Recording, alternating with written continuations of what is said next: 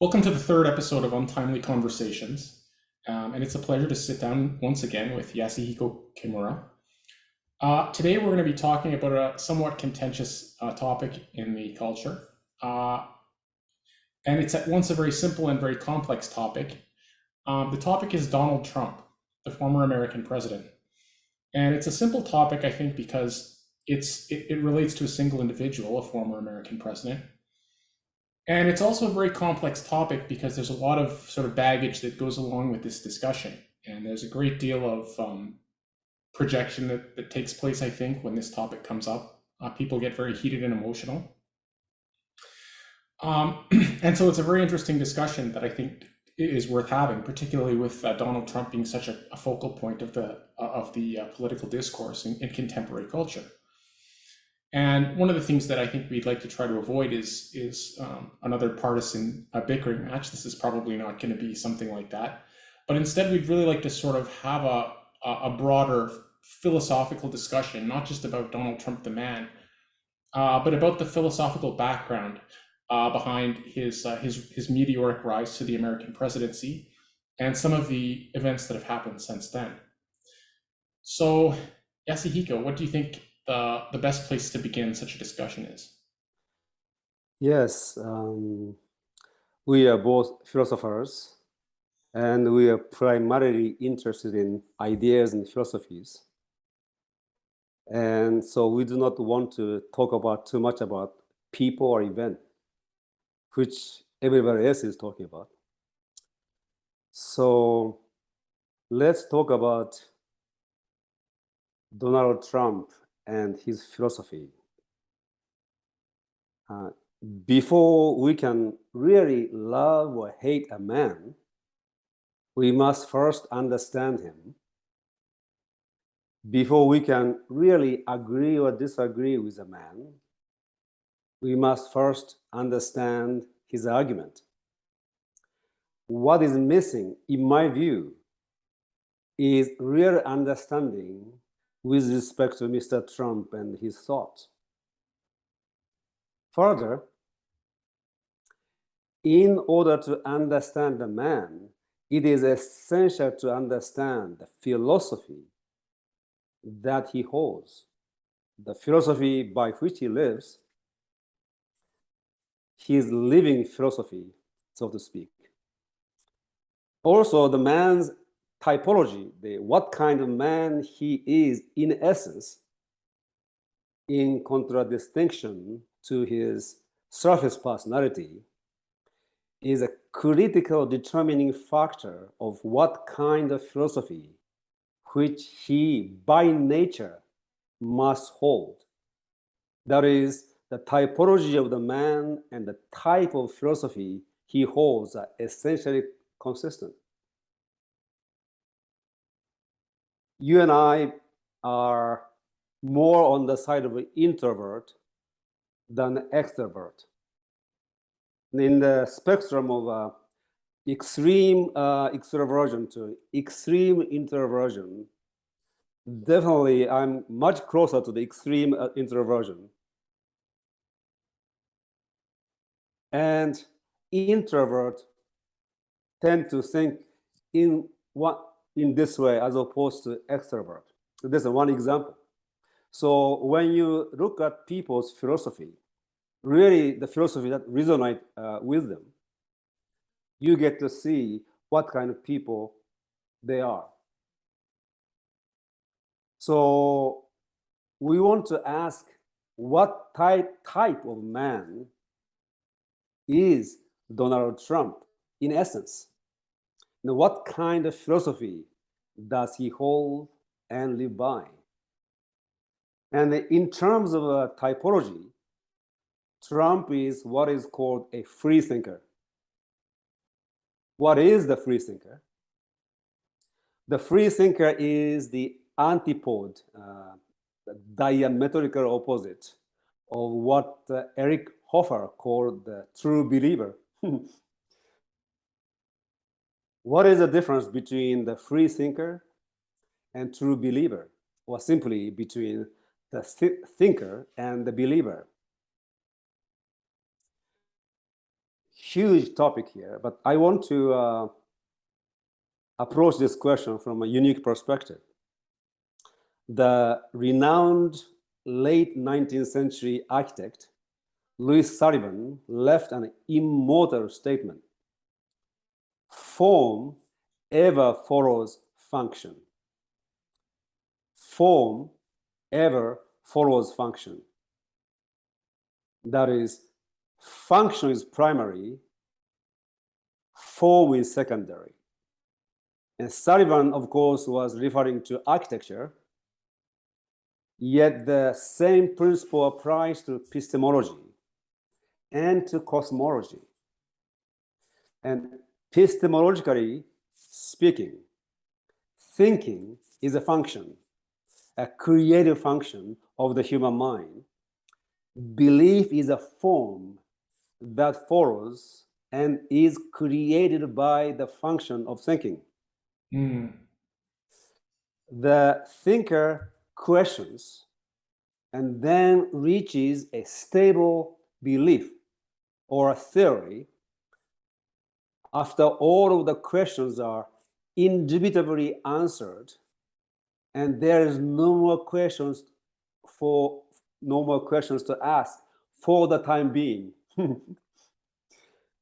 This stable belief or theory is the form that follows the function that is thinking. Believer, by contrast, start with the form, the belief system, originating elsewhere and programmed into the mind from without.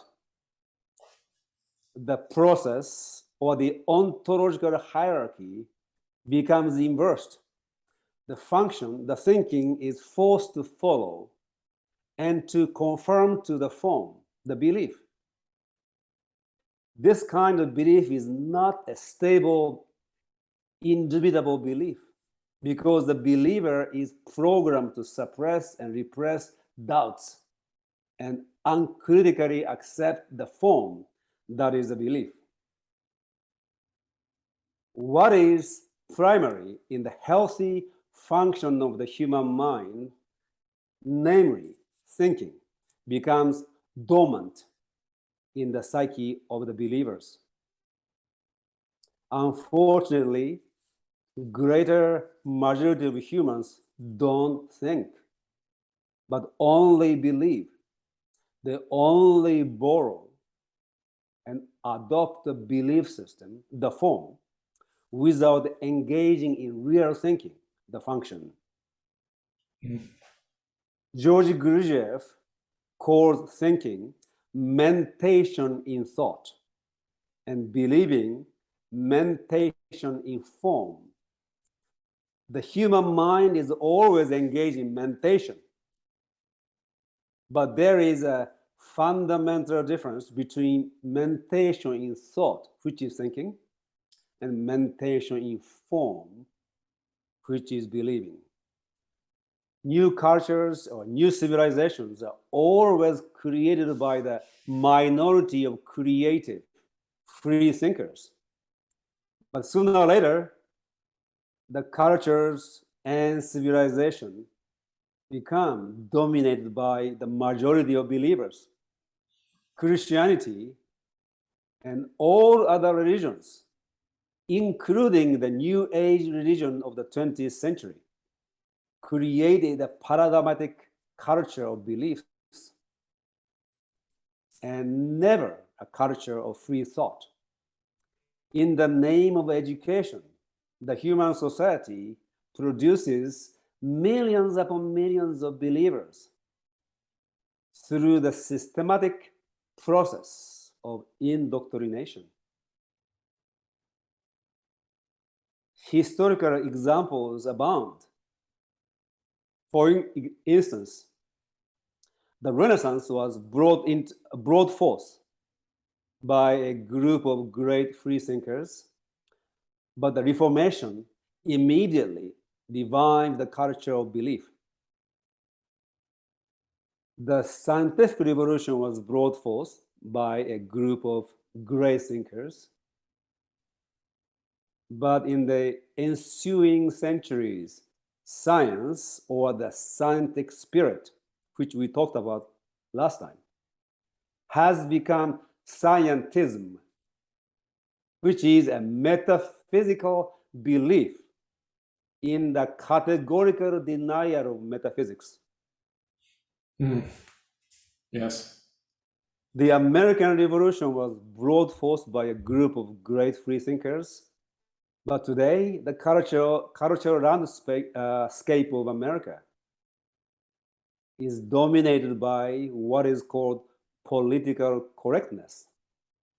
The same mentality of the true believers of the past who engaged in inquisitions and burned at stake the so-called heretics. Brilliant free thinkers such as Giordano Bruno were burned at stake for their free thinking. Donald Trump is a free thinker. In order to understand and appreciate Mr. Trump, we must know that he is a quintessential free thinker whose passion it is to think a new innovative thought. Because he is a man of action, not an ivory tower intellectual.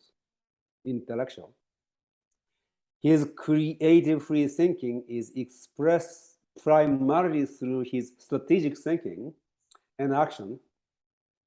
Yet, being a free thinker, his philosophy of life accords itself with the philosophies that were developed by the free thinking philosophers of the past. By virtue of being a free thinker, regardless of his philosophy, Trump is doomed to be deemed an unforgivable heretic by the keepers of the prevailing belief-based Western culture, both the left and the right. Trump is neither the left or the right in the sense of being a follower of a particular ideology. As the Jewish proverb says, when there are only two alternatives to take, always take the third. Donald Trump is that third alternative, and the future of America depends on whether or not we can take the third path beyond the duality of the left versus right and beyond the particular personality of Mr. Trump. The Declaration of Independence or the US Constitution is a form, codified expression of the function, thinking. We must transcend the form and rethink the thoughts of the founders in the context of the 21st century. Yes. This is our task. And to fulfill that task, we must become free thinkers. Yes, I agree completely. And I think this is something that I recognized in Donald Trump as well. I would say that Donald Trump, the goals and the ambitions that he's attempting to service are very much related to a restoration of the American originalism or the American Republic. Mm-hmm. And yet, given the unique territory that we find ourselves in, it really isn't sufficient to remain handcuffed to the conservative philosophy or mentality around what I suppose is an emphasis on these structures. He's truly free in his approach to navigating the unique peculiarities of the current moment in his attempt to serve that goal. Yes. And this is where I think Trump really is a strategic mastermind, because his spirit of creativity finds avenues towards servicing his goals that I think most people would not see. Yes, brilliant. And so our conversation about his philosophy will be very beneficial for people to understand who he is and what he is trying to do, and what kind of philosophy is behind his way of thinking and modus operandi. Yeah, certainly. And so what kind of philosophy does the free thinker Trump hold? That's the question, yes. And based on my research and observation, I can see three currents of philosophy converging, integrating, and crystallizing in the character essence of Donald Trump. Number one, Christian New Thought philosophy. Number two, Scottish common sense realism. Number three, American pragmatism, a la Charles Sanders Peirce, not William James. And actually, Peirce was the originator of pragmatism, which James and Dewey distorted. So Sanders called his pragmatism later on. But this American pragmatism is identical, really, with the scientific spirit, attitude, and method. And we'll talk about that later. Now, Christian New Thought philosophy, Mr. Trump expressly holds. Scottish common sense realism and American pragmatism are Charles Peirce. Mr. Trump implicitly holds and embodies and demonstrates through his deed and action. I do know Mr. Trump studied New Thought philosophy. I do not know if Mr. Trump actually studied Scottish common sense realist philosophy or Charles Peirce American pragmatism. But you see, as I said, typology and philosophy one comes to hold are consistent. I have come across several philosophers to whom I feel profound affinity. And I give you an example. Nietzsche, although I read his writing in high school, but I actually began reading Nietzsche after the age of 40 in English translation. And I almost know exactly what I'm talking about without reading the rest, because there's a deep soul level affinity. And I had lived for 40 years thinking. We seem to have come to the same, kind of ideas. What is remarkable is that he came up with that long before me. And I don't compare myself with this once in a century kind of genius, but the soul essence is similar. Same is true with Thomas Paine, of all the American founders. I just opened the common sense and reading a few things. I really understand what he's talking about. So Trump may have not read Charles Peirce or Thomas Reid, the greatest Scottish common sense realist philosopher. But in the course of living, he has come to have ideas that are aligned with them. A similar soul affinity, we can say. So, yeah, exactly. So if I meet Mr. Trump and share this, I'm quite convinced that he would agree with what I'm saying. So let's go through these three philosophies, yeah? So Christian New Thought philosophy. Now let me quote Mr. Trump himself, one of the most famous of his quotes.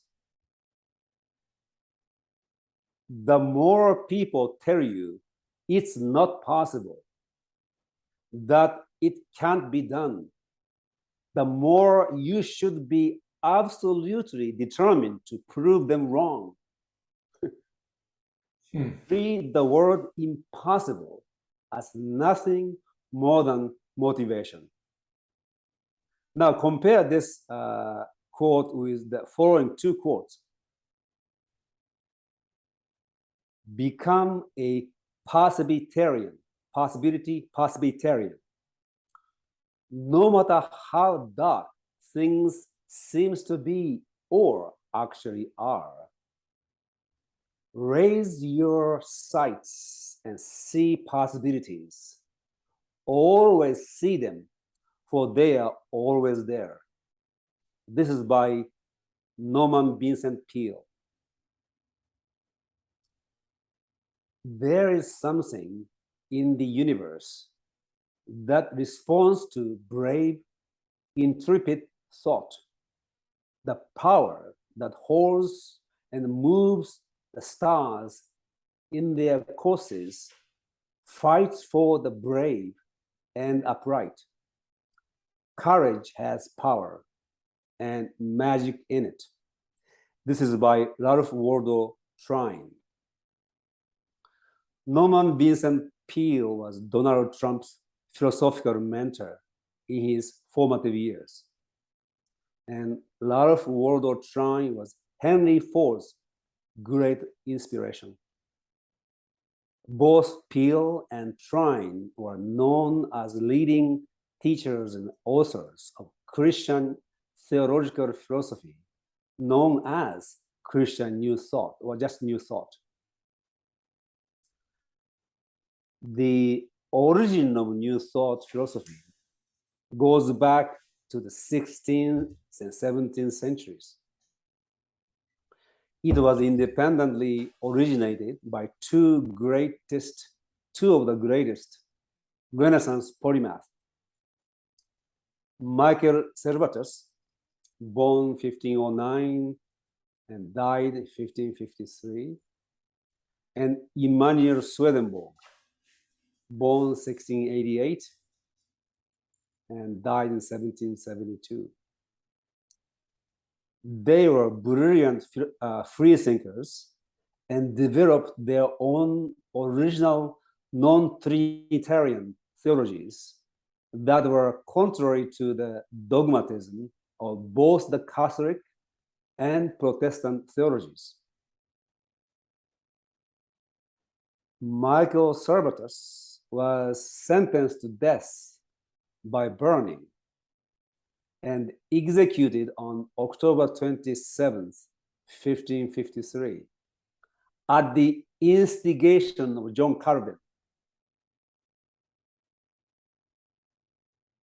Historically, the widespread aversion to Servetus' death has been taken as signaling the birth of the idea of religious tolerance. And his philosophical influence can be seen, for example, in the work of John Milton and in the development of non-Trinitarian Socinian movement, which in turn fostered the Unitarian movement. Immanuel Swedenborg is a towering figure of the Western civilization, and his influence is far and wide and enduring. Ralph Waldo Emerson wrote about Swedenborg in his essay, Representative Man, titled Swedenborg or the Mystic. And New Thought was begun in the United States in the 19th century by the mentalist healer, Phineas Parkhurst Quimby, 1802 to 1866. And philosophically, it was influenced by Ralph Waldo Emerson, who was the contemporary of Quimby, 1803 to 1882. And It was popularized in the 20th century by Thomas Troward, James Allen, Walter Russell, Waldo Trine, Norman Vincent Peale, and many, many, many others. So New Thought is not the formal denomination of Christianity. It is a non-dogmatic, non-doctrinaire, cross-denominational alliance of independent thinkers from different Christian denominations and even from non-Christian backgrounds. Now also, it shares a common ground with various Eastern thought, such as Yogacara school of Buddhism. That's where I entered. When I read Thomas Troward and Walter Russell for the first time, I recognized the similarity between New Thought and Yogacara. The basic theological tenets of the New Thought philosophy are Walter Russell, about whom I know better than most people, as follows. God is cosmic mind. Cosmic creation is God's thinking. Divine mind of God is immanent in the human mind. The human mind, human beings create their own character and destiny through their own thinking. So we develop our character and create our destiny through our creative thinking. We are each responsible for his or her own life and destiny. Prayer is the human mind's attunement with and partaking of creative divine thought. God is love, and through love, we humans are capable of creating heaven on earth. To create heaven on earth is the divine purpose of the human life. So according to New Thought, divinity with its love and creative power dwells in each individual human being. And therefore, the individual is the free, sovereign, and self-responsible creator of his or her own character and destiny. New Thought teaches every individual to be responsible for his or her own life and encourages free and independent thought and action in accordance with the divine love and thought patterns that constitute the law of the universe. And the law is the Lord in scriptures. So Mr. Trump lives the philosophy of New Thought. He is the ultimate Presbyterian who is the self-responsible creator of his destiny and maker of his world. He is self-empowered in his deep relationship with and faith in God, the cosmic mind dwelling within each one of us.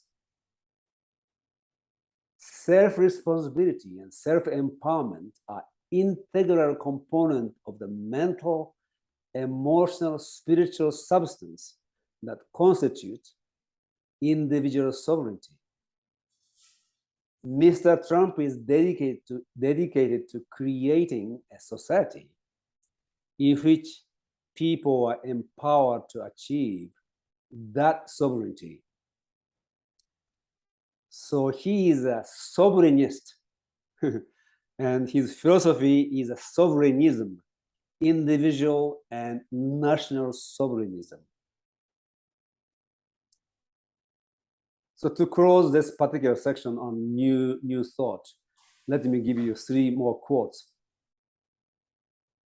Thomas Troward. Because I am what I am, I may be what I will to be. My individuality is one of the modes in which the infinite expresses itself. And therefore, I am myself that very power which I find to be the innermost within of all things. James Allen. The outer conditions of a person's life will always be found to be harmoniously related to his inner state. Men do not attract that which they want, but that which they are. Walter Russell. Defeat I shall not know. It shall not touch me. I will meet it with true thinking. Resisting it will be my strengthening it. But if perchance the day shall give to me the bitter cup, it shall sweeten in the drinking. Interesting. You know, Yasuhiko, when I hear this sort of elaboration of these philosophical principles as they apply to Donald Trump, I'm left with the impression that they really shine through in what Donald Trump dislikes. And so many of the things that he's been most vocal about criticizing, or in those things, I think he reveals himself first and foremost as a sovereignist, as you've said. Mm-hmm. He's very I think he's very critical of any trajectory away from local sovereignty at a national level. And I think, moreover, he's very critical of anything that removes the sovereignty from the individuals, including media, trying to sort of supplant the individual intelligence with groupthink. So I certainly recognize quite a bit of what you just described philosophically in what Trump has fought against. In fact, now that we mention it, maybe even the conservative establishment, where he most rejects them, I would say, is where they undermine sovereignty. Yes, exactly. So that's the first. That's new thought. Yes. The next is Scottish common sense realism. So we know in history that as a revolution, the American Revolution succeeded while the French Revolution failed. There are a number of reasons, but one fundamental reason was the difference between the American Enlightenment philosophy and the French Enlightenment philosophy. That is, the Americans adopted and integrated the Scottish Enlightenment philosophy of common sense realism, while the French didn't. What is the Scottish common sense realism? The greatest Scottish common sense realist philosopher was Thomas Reid, 1710 to 1796. Contemporary of David Hume. David Hume was born, I think, 1711. And I mentioned Boscovich, the great scientist. He was also born 1711, so around that time.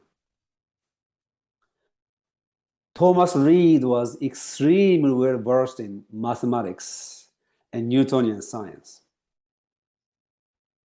In fact, it is now known that he was the most well versed in and knowledgeable of Newtonian physics and mathematics of all of the 18th century philosophers including David Hume and Immanuel Kant. So when we say common sense, we look down upon the common sense, but this was advocated by the top-rate intellectual, Thomas Reid.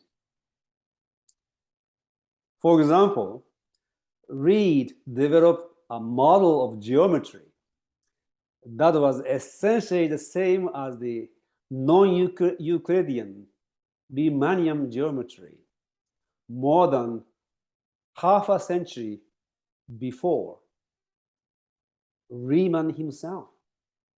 Riemann's geometry is what Einstein used to formulate his general theory of relativity. What was uniquely absent in Thomas Reid, was intellectual vanity. Typical of most philosophers and intellectuals. He was a very modest man. Now, in the French philosophy, Voltaire and other French Enlightenment philosophers drew from Newton the conclusion that human reason, when free and unassisted, could answer any and all questions, whereas Reid was aware of the limitation of the human reason, and he learned a different lesson from Newton. He says this: wise men now agree, or ought to agree, in this, that there is but one way to knowledge of nature's work, the way of observation and experiment. So he trusted human reason. At the same time, he knew its limitation. And he relied upon the way of observation and experiment as a way of reaching knowledge. Exactly how the scientists approach reality. So Thomas Reid built a comprehensive system of philosophy based on the scientific spirit, attitude, approach, and method. And the result was common sense realism. He states the first principles of all sciences are the dictates of common sense and lie open to all men. Now, what Reid calls common sense is not culture-based common sense, like hard mentality common sense, but nature-based common sense. Reid's common sense means that nature, or God, bestows normal human beings with a faculty of perception and sense-making that is common to all normal human beings. And with this faculty, common sense, the humans are by nature designed to competently deal with reality.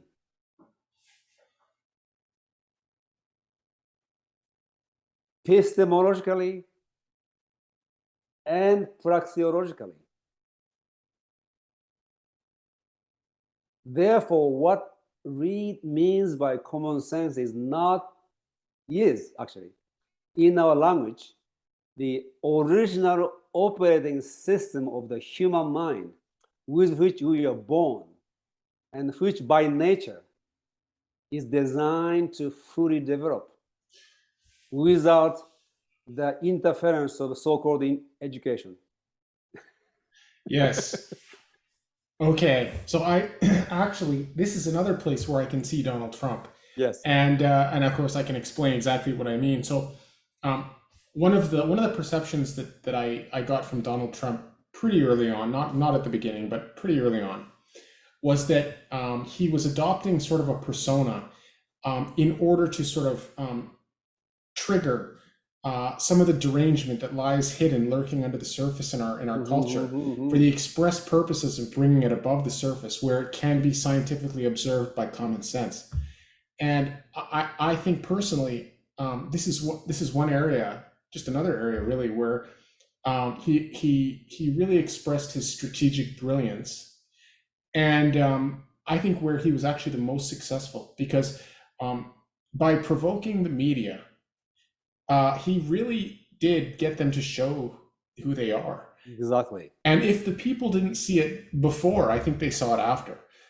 And the media was really one province of that sort of strategic design, because I think he did it with the intellectual class as well. He would provoke them, this persona and they expected another Obama who was polished, and I think Donald Trump on some level, or at least the persona that he was projecting, really offended their sensibilities, that the president shouldn't sound that way. And really, I think a lot of the fakeness came to the surface. So an interesting way of designing an experiment, I suppose, but certainly that common sense realism I recognize in that approach, I think. Yes. I will, maybe let me share some of his quotes here. Unlike most philosophers, he wrote very clearly. There was no ambiguity or obscurity in his writing. So if you listen carefully, you can understand exactly what he's saying.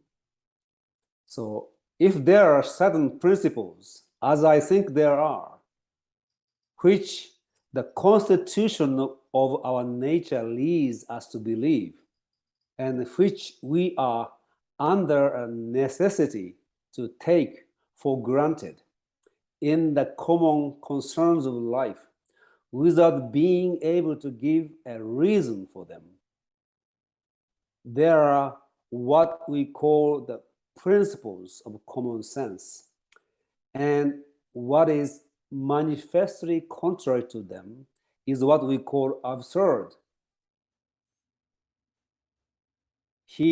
Trump actually exposed absurdity of some of those academia nuts. Yes, he did. The humorous absurdity, really. Yes. The carefully manicured facade of the sober intellectual just completely dissolved. So yeah, the amount of derangement that came to the surface is truly actually quite remarkable. That's true. So also he said this, that Thomas Reid, philosophy has no other root but the principles of common sense. It grows out from them and draws its nourishment from them. Severed from this root, its honors wither up, its sap is dried up, it dies and rots. With common sense, the same degree of understanding which makes a man capable of acting with common prudence in the conduct of life makes him capable of discovering what is true and what is false in matters that are self-evident. The term self-evident, the founders got from Scottish common sense realism. Reminds me of that Michael Oakeshott quote. Yes. Very much the same spirit. Now, well, there are many other quotes, but maybe I should omit them at this moment. Through painstakingly thorough observation and examination, Thomas Reid demonstrates and asserts that with our common sense, we can directly perceive reality, and therefore opposing the views of John Locke, David Hume, Immanuel Kant, and mainstream epistemology and cognitive psychology and cognitive science of today. You see, mainstream thought is that, well, in the case of Kant, he has a phenomenon and things in itself, which we cannot know. David Hume and John Locke, with all their disagreements, they basically have the same kind of idea. Bishop Berkeley was the most common, most remarkable in that sense, the most clear example. So Galileo had this primary quality and secondary quality. And secondary quality is something like a color. Without your participation, human participation, there is no color, he says. All there is the vibration of light. And Thomas Reid say, no. There's no distinction between primary and secondary qualities. And he was not saying just speculation. He has done, when you read his book, he has done enormous amount of experiment observation. You know the famous saying of the Oliver Wendell Holmes seniors. For the simplicity on this side of complexity, I wouldn't give you a fig. But for the simplicity on the other side of complexity, for that, I would give you anything I have. Now, Thomas Reid's common sense realist epistemology is precisely that simplicity, which is on the other side of complexity. Yes. So the simplicity on this side of complexity we call naive realism. Things are as they look, period.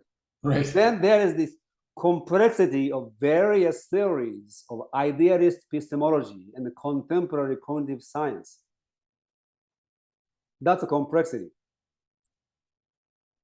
When you read Immanuel Kant, it is extremely complex. Right. Actually, David Hume and then John Locke, Bishop Berkeley, they're all very complex in this area. Thomas Reid's common sense realism is the simplicity on the other side of complexity. So his theory is called presentational theory of cognition. Beyond the labyrinth, the complexity of the various representational idealist theories of cognition. So is that comparable to Nietzsche's conception of the baby? Yes, exactly. That's beautiful connection you made. And I'm telling you this very interesting thing is, in the 20th century, experimental cognitive psychologist and scientist James Jerome Gibson, born 1904 and died 1979, exact contemporary of Ayn Rand. He taught at Princeton and then Cornell. And he was hired by the army to really study human cognition. And he was a hardcore experimental scientist and psychologist. He was not a metaphysician. He was not even philosophical in the sense. Real scientific. Through his 40 years of painstaking and thorough experiments and observation, reached the same conclusion as Thomas Reid.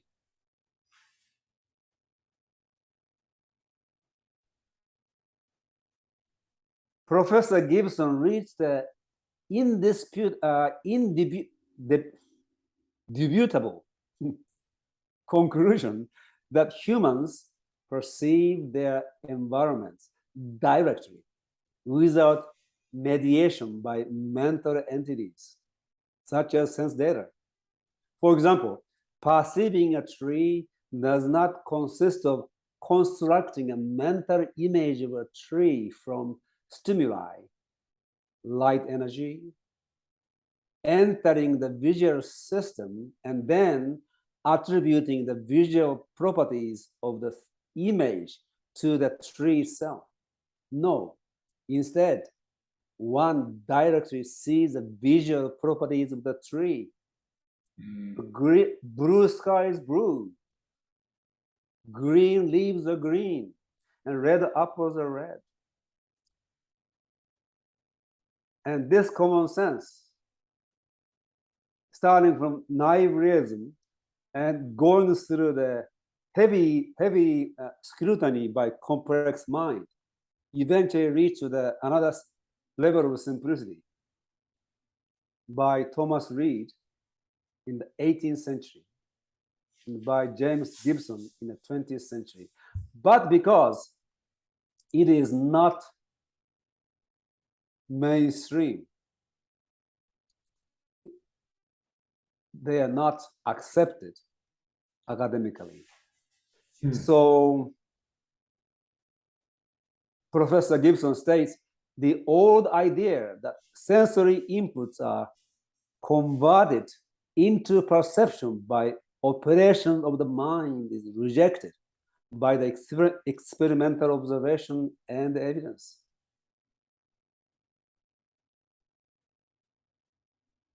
So repeating, Gibson's research and theoretical conclusion confirmed Reid's analysis and idea of common sense realism and epistemology.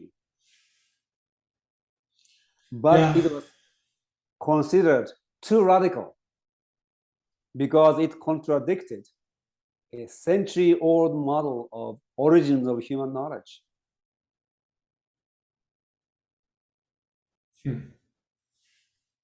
But what is unique about American Revolution is that Thomas Reid's common sense realism was the prevailing philosophy. So until post-Civil War, Thomas Reid was prominent and celebrated philosopher, and his inquiry into the human mind on the principle of common sense was widely taught and studied in American colleges. That's interesting. So the philosophy of separating powers, would you say that was consistent with a sort of Reidian, let's say, reading of history? Yes. So one author says common sense realism was virtually the official creed of the American Republic. Another author says before the Civil War, every major American college intellectual was a disciple of Scottish common sense realism.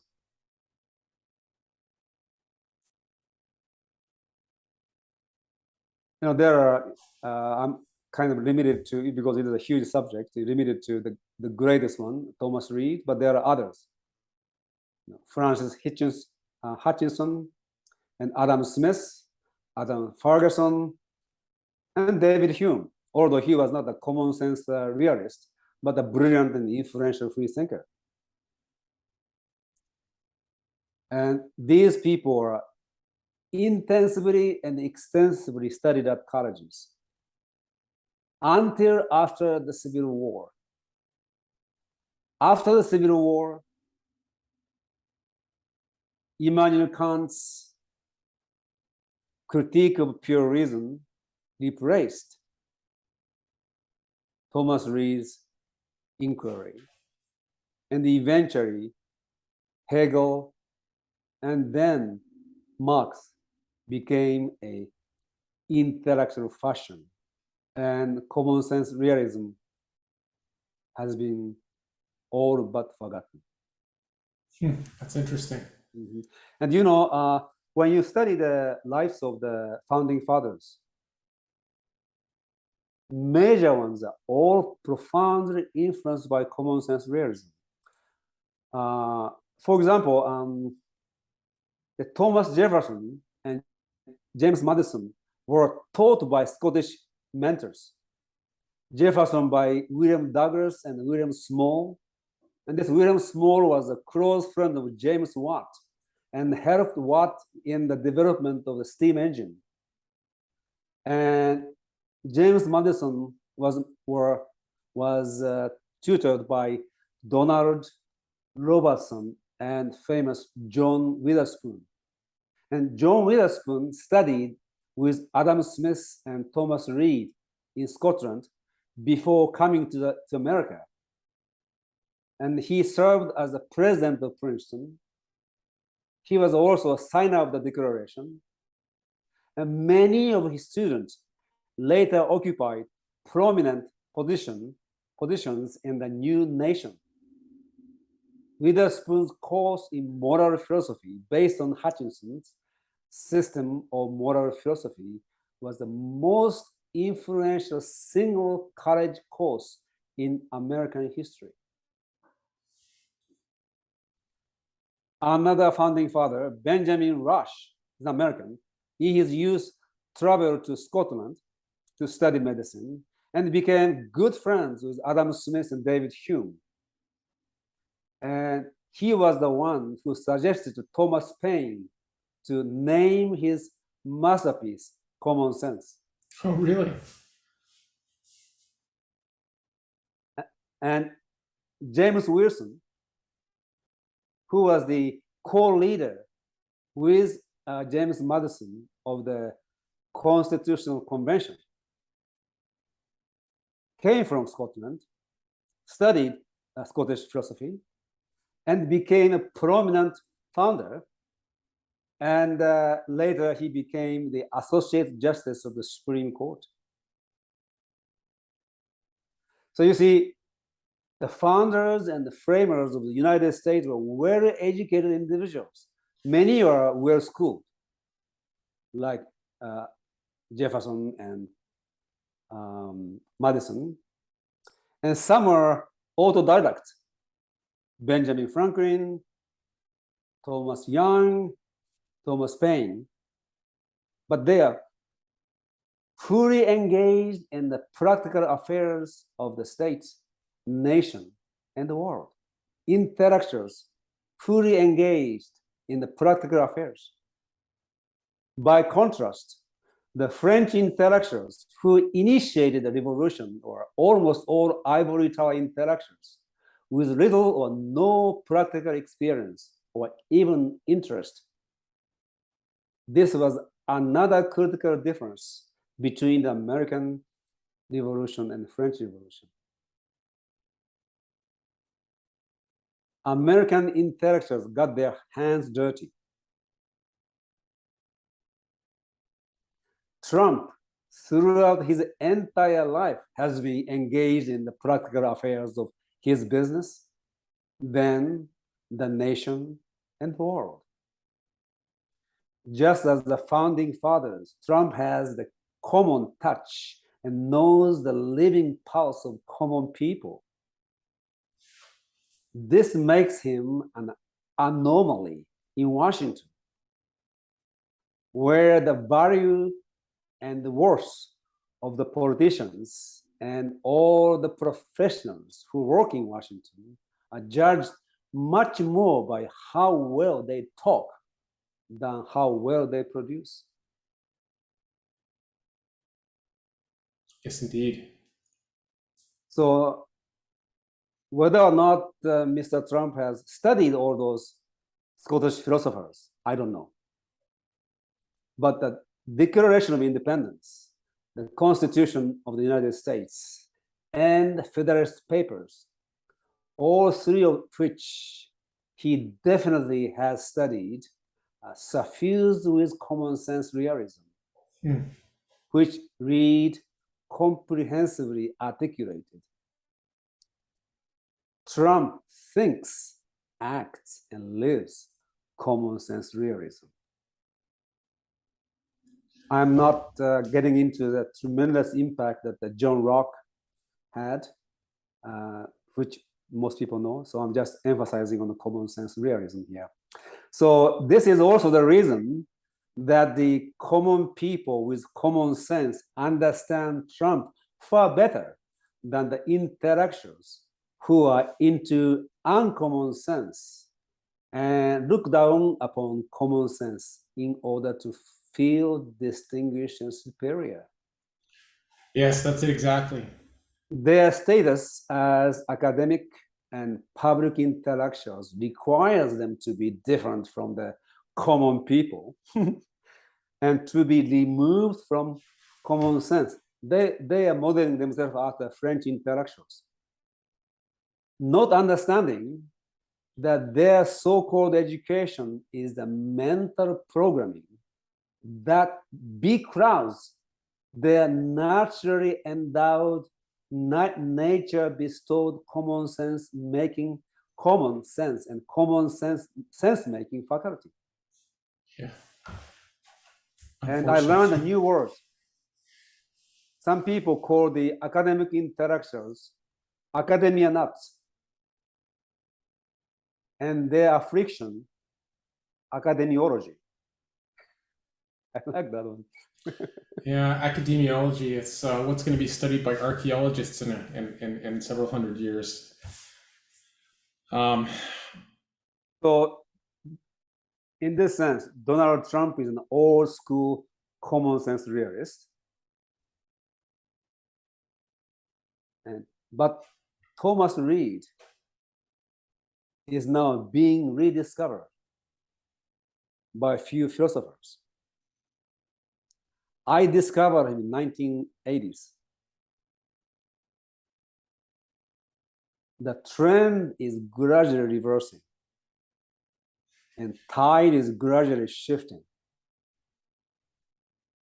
The common sense realism and common sense as such may soon no longer be old school, but new school, and will regain respect. Yes.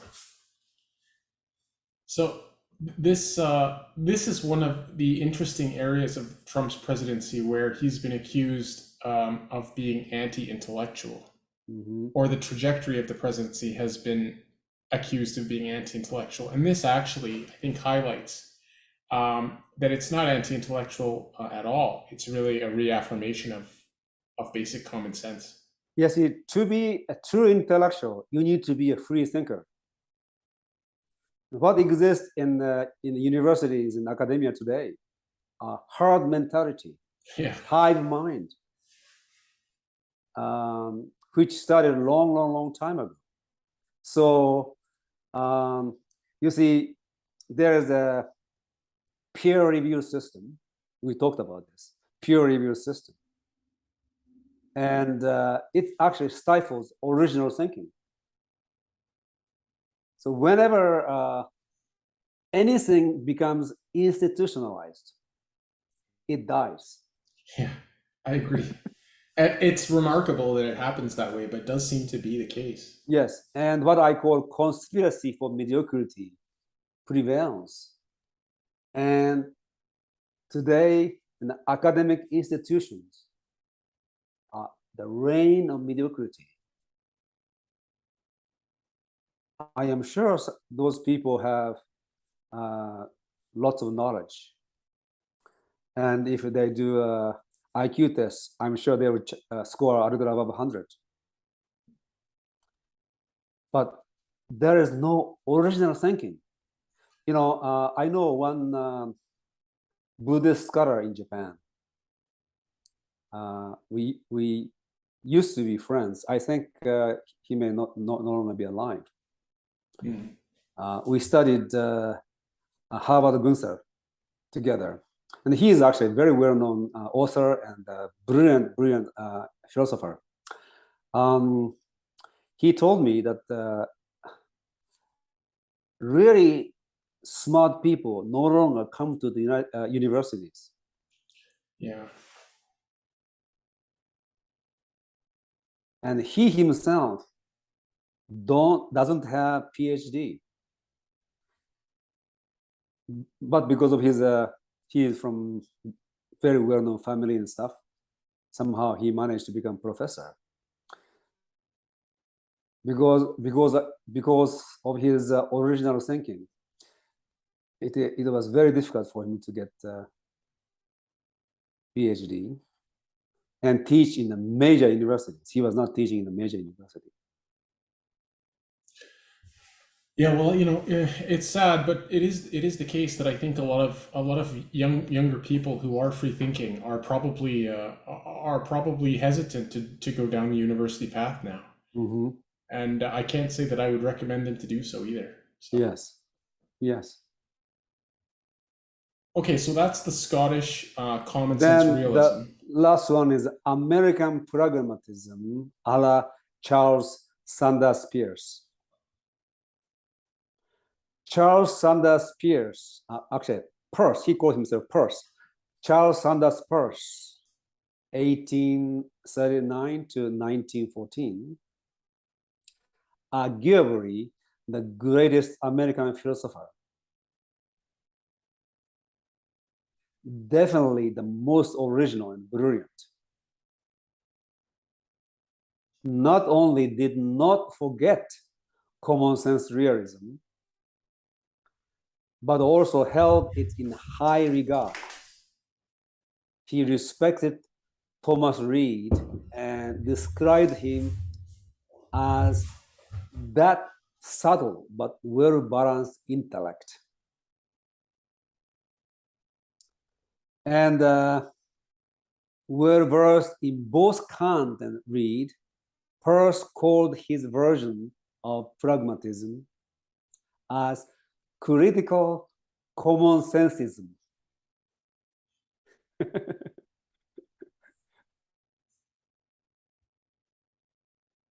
And actually, probably Thomas Reid would agree that his own common sense realism was also critical common sense realism, because being, how to say, scientific, you are ongoingly critical of your own theory.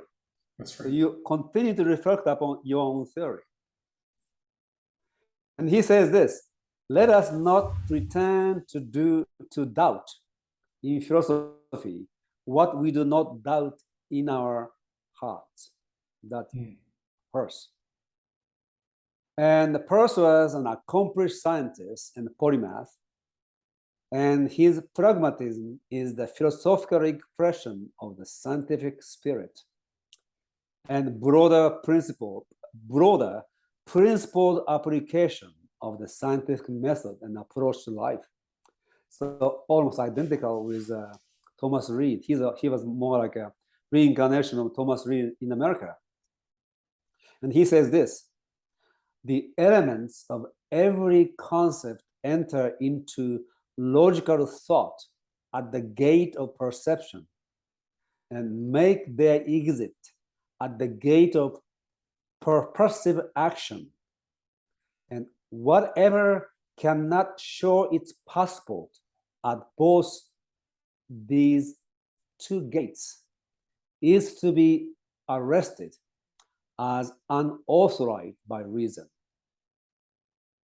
This captures his pragmatism.